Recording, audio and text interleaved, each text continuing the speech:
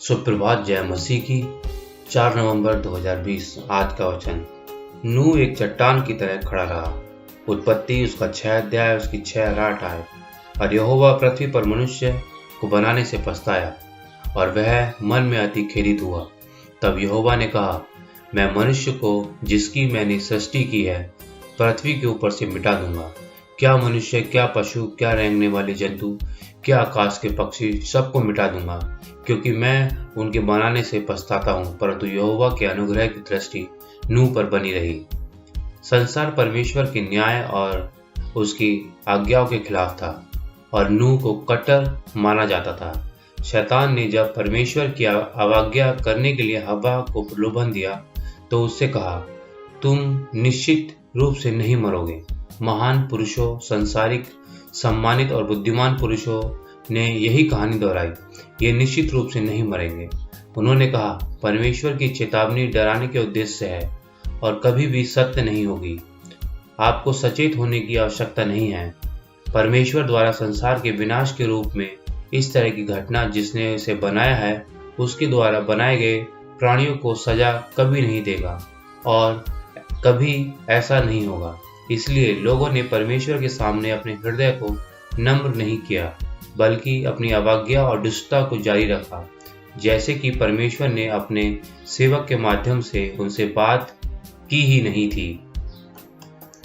लेकिन नूह तूफान के बीच चट्टान की तरह खड़ा था। वह दुष्टता और नैतिक भ्रष्टाचार की हर प्रजाति से घिरा हुआ था, लेकिन लोकप्रिय अवमानना और उपहास के बीच, विश्वव्यापी दुष्टता और अवज्ञा के बीच उसने अपनी पवित्र सच्चाई और अटूट विश्वास से खुद को प्रतिष्ठित किया।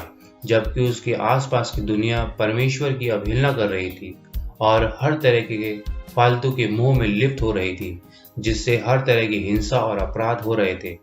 धार्मिकता के विश्वासी उपदेशक ने उस पीढ़ी के लिए यह घोषित किया, इसके निवासियों की वह बहुत दुष्टता के कारण जल की एक बाढ़ की वजह से दुनिया नष्ट हो जाएगी। उसने उन्हें पश्चाताप करने और विश्वास करने की चेतावनी दी और जहाज में शरण लेने के लिए को कहा। नूह का संदेश उसके लिए एक वास्तविकता था। दुनिया के उपहास और तानों के बीच वह परमेश्वर के लिए एक दृढ़ गवाही था। उसकी नम्रता और धार्मिकता विरोधी अपराधों, साजिश और हिंसा के विपरीत उज्जवल थी, जो लगातार उसके चारों ओर अभ्यास करते थे। एक शक्ति ने उनके शब्दों में भाग लिया, क्योंकि वह अपने दास के माध्यम से मनुष्य के लिए परमेश्वर की आवाज था।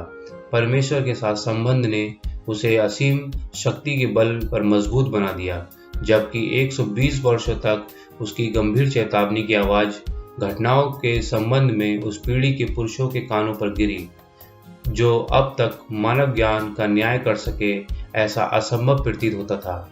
कुछ को गहराई से दोषी थे और चेतावनी के शब्दों पर ध्यान दिया होगा, लेकिन इतने सारे मजाक और उपहास करने वाले लोग थे कि वे भी उसी आत्मा का हिस्सा बन गए थे। दया के नियंत्रण का विरोध किया, सुधार करने से इनकार कर दिया और जल्द ही सबसे निर्भीक और सबसे ज्यादा उपहास उड़ाने वालों में से एक बन गए थे। क्योंकि कोई भी बहुत लापरवाह नहीं है और पाप में इतनी लंबाई तक जाते हैं जैसे कि जो कभी प्रकाश में थे, लेकिन उन्होंने परमेश्वर की आत्मा को दोषी ठहराया है। कितना सरल और बचकाना है। एक उपहास की दुनिया के अविश्वास के बीच विश्वास था नूह का। उसने संसार को सिर्फ परमेश्वर के कहने पर विश्वास करने का एक उदाहरण दिया। Reflecting Christ, page number 322। धन्यवाद। परमेश्वर सबको आशीष और बरकतें दे।